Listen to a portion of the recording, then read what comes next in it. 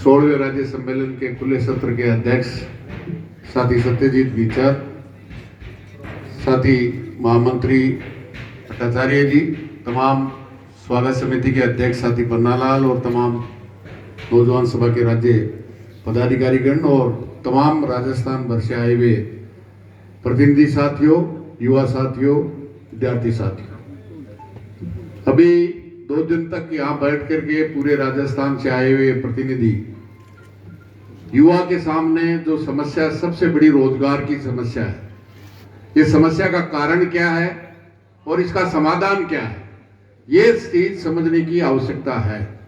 क्योंकि आज आजादी के बाद सबसे बड़ी बेरोजगारी की समस्या मुंह बाए खड़ी है। वो उसका कारण केवल और केवल सरकार की वो युवा विरोधी नीतियां हैं, शिक्षा विरोधी नीतियां हैं। क्योंकि आज आप देखिए, चाहे सरकार देश की है चाहे प्रदेश की है, लाखों लाख पद सरकारी विभागों में खाली पड़े हैं।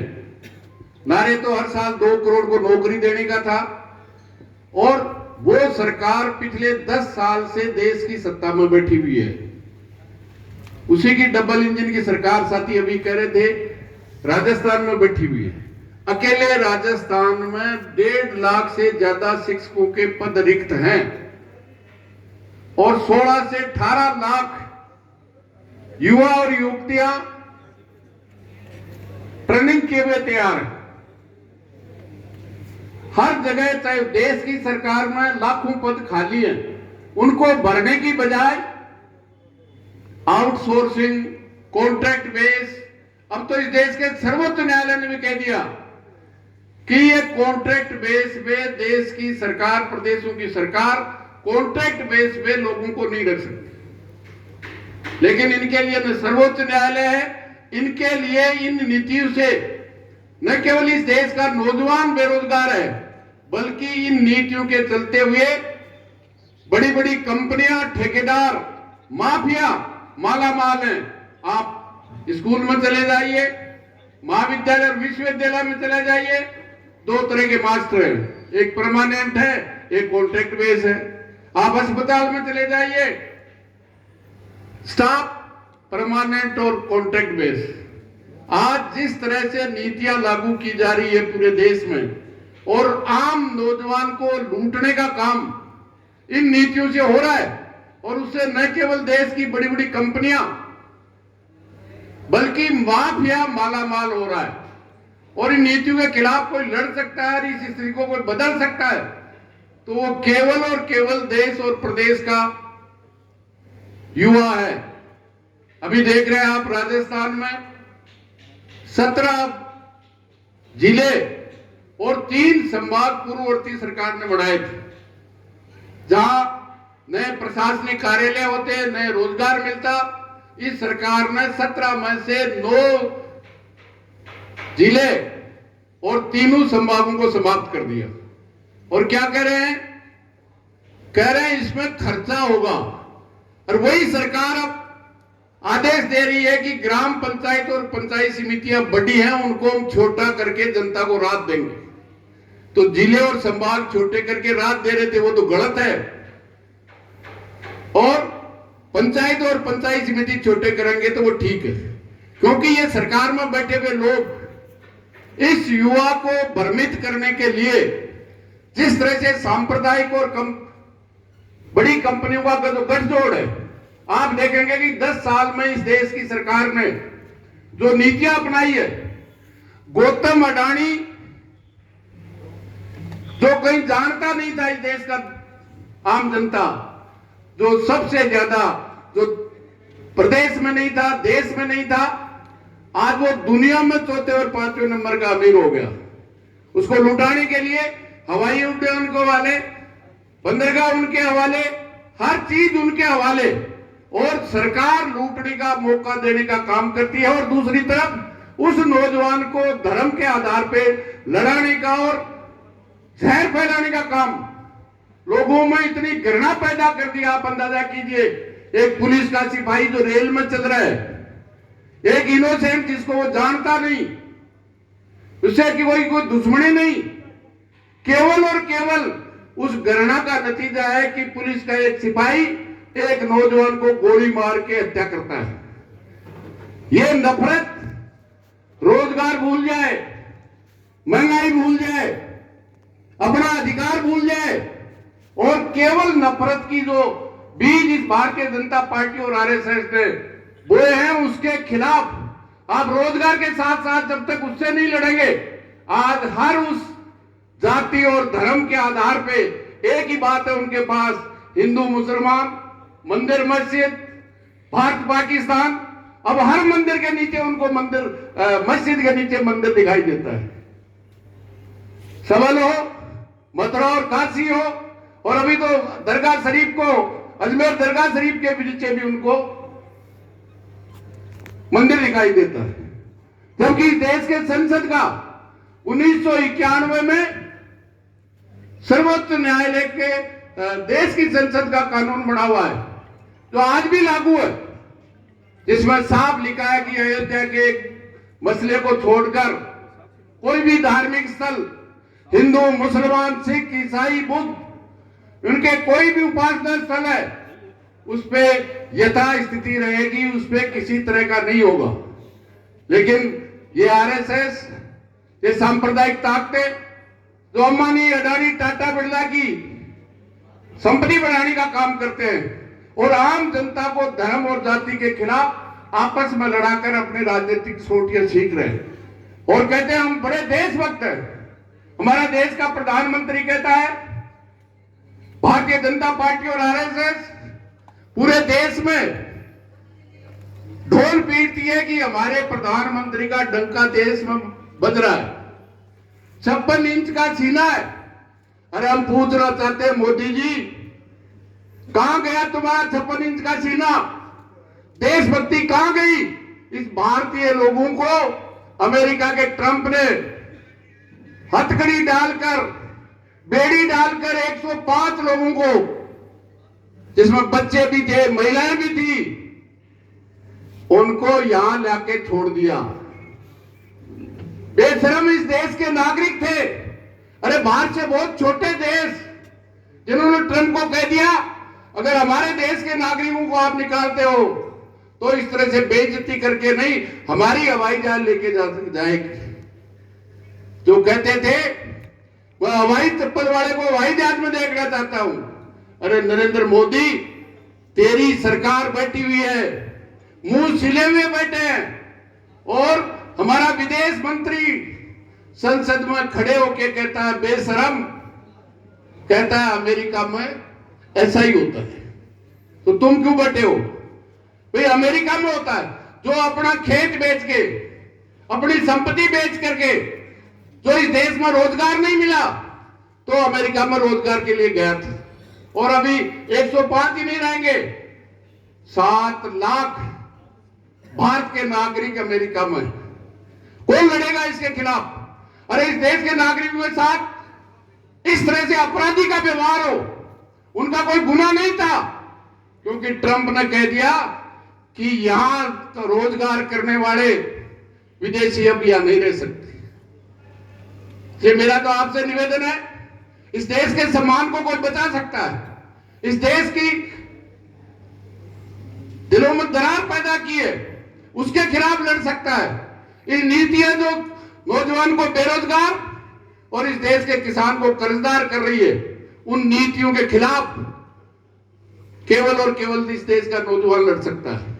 और जहां लड़ा है इन नीतियों के खिलाफ, चाहे आप श्रीलंका देख लीजिए, इनका समाधान जो बताने वाले, आज सब जगह अगर निजीकरण रोक दिया जाए या आउटसोर्सिंग और कॉन्ट्रैक्ट बेस खत्म कर दिया जाए तो बहुत बड़ा रोजगार हो सकता है। कितनी लूट करते हैं, परसों ही मेरे किस तरह से जनता से लूट करते हैं। मतलब पेट्रोल और डीजल पे 2014 में जब सरकार आई थी, 3.25 लाख करोड़ का टैक्स पूरे भारत से केंद्र सरकार के खजाने में जमा होता था और 2024 तक 7.5 लाख करोड़, 3.25 लाख से 7.5 लाख करोड़ रुपए हो गया। 400 वाला सिलेंडर 1100, 50 रुपए वाला डीजल 95। एक तरफ जनता को लूटते हैं और दूसरी तरफ 10 साल में अंबानी, अडानी, टाटा, बिरला को 15 लाख करोड़ रुपए उस खजाने से छूट देने का काम करते हैं। कॉर्पोरेट टैक्स तो 30% था, उसको 20% करते हैं। मतलब पूरा देश के 500 कंपनियों का आप 10 साल का हिसाब देखेंगे, 25 लाख करोड़ रुपए की टैक्स और कर्ज माफ करने का काम किया, कर्ज बट्टे खाते लिखने का काम किया है। और दूसरी तरफ एक एक जगह जनता को लूटने का टैक्स के माध्यम से और जनता को भ्रमित करने के लिए सांप्रदायिकता और जातिवाद पे लड़ा के अपने यारों को मालामाल करके और उस पैसे से, उन कंपनियों के पैसे से जनता का ईमान खरीदने की बात करते हैं। इस इलेक्शन बॉन्ड इस देश के सर्वोच्च न्यायालय ने, जिसमें हजारों करोड़ रुपया इन्होंने उस गैर कानूनी कानून बना करके वसूल करने का काम किया और देश के सर्वोच्च न्यायालय ने कहा यह गैर कानूनी है। ये मेरा तो आपसे एक ही निवेदन है कि जो राजस्थान की सरकार अभी सरकार है ही नहीं, सुबह आदेश करती है और शाम को निरस्त कर देती है। ट्रांसफर उद्योग खोल रखा है, नियुक्ति नहीं, कह रहे हम इतने लाख लोगों को नौकरी देंगे। अरे तो कौन हाथ पकड़ रहा है? थानेदार की भर्ती में 50 से ज्यादा थानेदार गिरफ्तार, पेपर लीक में 2 आरपीएससी के मेंबर गिरफ्तार, लेकिन उस परीक्षा को निरस्त करने के लिए तैयार नहीं। इसलिए मेरा तो आपसे निवेदन है, क्योंकि वो पेपर लीक भी जो आज माफिया पैदा किया गया है, जो कोचिंग इंस्टीट्यूट है, करोड़ों रुपए में वही पेपर लेते हैं और सरकार में बैठे हुए लोग उनको देते हैं। बाकी कोई परीक्षार्थी, चाहे वो शिक्षक हो या दूसरी कोई भर्ती हो, परीक्षा देने वाला करोड़ों में पेपर नहीं खरीद सकता। कहीं आपने देखा है कोई बाजार में कहता है भाई पेपर ले लो 5 लाख में, 7 लाख में, करोड़ों में लेते हैं, वो देते हैं, और जो मेहनत करता है वो तो रह जाता है, और जो लाखों रुपए देके पेपर कोचिंग वाले से लेता है वो थानेदार और एसडीएम बन जाता है। इसलिए मेरा तो आपसे निवेदन है इस नीतियों के खिलाफ, क्योंकि जो मेरे उम्र के हैं उनको तो किसी को 10 साल, किसी को 20 साल जीना है, लेकिन आपको अभी 40 साल जीना है। आपके भविष्य को जिस तरह से अंधकार में किया जा रहा है, चाहे नौजवान हो, किसान हो, हर देश के नागरिकों को कर्जदार और बेरोजगार किया जा रहा है और कंपनियों को मालामाल केवल इस सांप्रदायिक और जातिवादी जहर फैलाकर इस पैसे का, कॉर्पोरेट के पैसे का उपयोग करके वोट की खेती, राजनीतिक रोटियां सेकने का काम करते हैं। मैं समझता हूं इस संघर्ष को आम नौजवान के बीच जाकर इस सांप्रदायिक और जातिवादी जहर से, आज बेरोजगार है, वो कह रहे हैं हम 80 के प्रतिनिधि हैं, हम हिंदुओं के ठेकेदार हैं, तो 105 आए, उनमें ज्यादातर हिंदू ही थे। आज 80% बेरोजगार उन्हीं हिंदुओं में है। जब 80% देश के हिंदू हैं, सबसे बड़ी बेरोजगारी है, तो उनको तो लगा दे, बाकी को तो छोड़ दो। महंगाई से लूट रहा है तो 80% वही हिंदू है, और हिंदू की बात करके धार्मिक भावनाओं को शोषण करके अपनी राजनीतिक रोटियां सेक रहे हैं। मैं समझता हूं इसका मुकाबला समाधान है, और समाधान इस जनता का टैक्स का पैसा जनता के रोजगार के लिए, शिक्षा के लिए। आप अंदाजा कीजिए, जब केरल शिक्षित पूरा हो सकता है तो फिर राजस्थान क्यों नहीं हो सकता? उत्तर प्रदेश क्यों नहीं हो सकता? मध्य प्रदेश क्यों नहीं हो सकता? क्योंकि राजनीतिक इच्छा शक्ति चाहिए। ये भ्रष्टाचार के लिए ईडी और सीबीआई को किसी के भेज देते हैं। मैं समझता हूं वो केरल में भी सरकार चला रहे हैं, बंगाल में भी लाल झंडे ने 34 साल तक सरकार चलाई है। एक भी मंत्री और मुख्यमंत्री पे मोदी जी ईडी का छापा डाल के बताए, बाकी तमाम पार्टियां पे छापा पड़ता है, नेता जेल जाके आते हैं, इसलिए मेरा तो आपसे निवेदन है, राजनीतिक नीति हो, इच्छा शक्ति हो तो देश के नौजवान को रोजगार भी मिल सकता है, हर को शिक्षित भी किया जा सकता है। छोटी बात नहीं है। 8 दशक पूरे होने जा रहे हैं आजादी को, 78 साल कम नहीं होते। हमारे संविधान जो कुछ हमें मिला था, इस देश के दलित को, शोषित को, पीड़ित को, जिनको न बराबरी का हक था, इस संविधान ने बराबरी का हक दिया है। उस संविधान के उन तमाम संविधान को बदलने का इरादा का मतलब यह कि है कि संविधान ने शोषित, पीड़ित महिला को जो बराबर का हक दिया, उसको छीन कर वापिस मनुस्मृति वापिस लागू करना चाहते हैं। इसलिए वो तमाम लोग जिनको इस आजादी के बाद जो अधिकार मिला, पढ़ने का, रोजगार का, बराबरी का, अंबानी अडानी का वोट भी वही है और गरीब से गरीब बीपीएल का भी वोट की वही ताकत है। लेकिन वोट का सही इस्तेमाल हो और इन लुटेरों का सफाया हो, इस बात को लेकर के मैं समझा हूं भारत की जनवादी नौजवान सभा जो राजस्थान में ये सरकार जो वायदे करके आई है उससे उल्टा काम कर रही है। 3700 के करीब इंग्लिश स्कूल पूरी भर्ती सरकार ने खोले थे। 1 साल हो गया, मास्क लगाते तो बात समझ में आती है, कह रहे समीक्षा करेंगे और स्कूल बंद करेंगे। चाहे ये सरकार हो चाहे वो सरकार हो, क्या राजस्थान में जनसंख्या कम हुई है? क्या पढ़ने वालों की संख्या कम हुई है? उस सरकार ने भी बंद किए और ये सरकार भी स्कूल बंद करने का काम करती है। और राजस्थान 29 राज्यों में वो राज्य है जहां सबसे ज्यादा शिक्षा में निजीकरण किया गया है। सबसे ज्यादा निजी विश्वविद्यालय राजस्थान में 29 राज्यों में, सबसे ज्यादा निजी शिक्षण संस्थाएं, क्योंकि माफिया पैदा करने का काम चाहे ये सरकार हो चाहे वो सरकार हो, जिनकी नीतियां एक है, केवल ये सबसे बड़ा खतरा जो सांप्रदायिकता का और कॉर्पोरेट का गठबंधन है, मैं समझता हूं ये सबसे बड़ा खतरा है। उसको परास्त करने के लिए, नौजवान के रोजगार के लिए, आम जनता को लूटने से बचाने के लिए भारत की जनवादी नौजवान सभा के तमाम राजस्थान के प्रतिनिधि 2 दिन बैठ करके यहाँ निर्णय करेंगे और इस सफेद झंडा लेकर जो शहीद आजम भगत सिंह का प्रेरणा है उसको लेकर के जाएंगे और इस लूट की व्यवस्था को समाप्त करने में अपना बहुत बड़ा योगदान देंगे।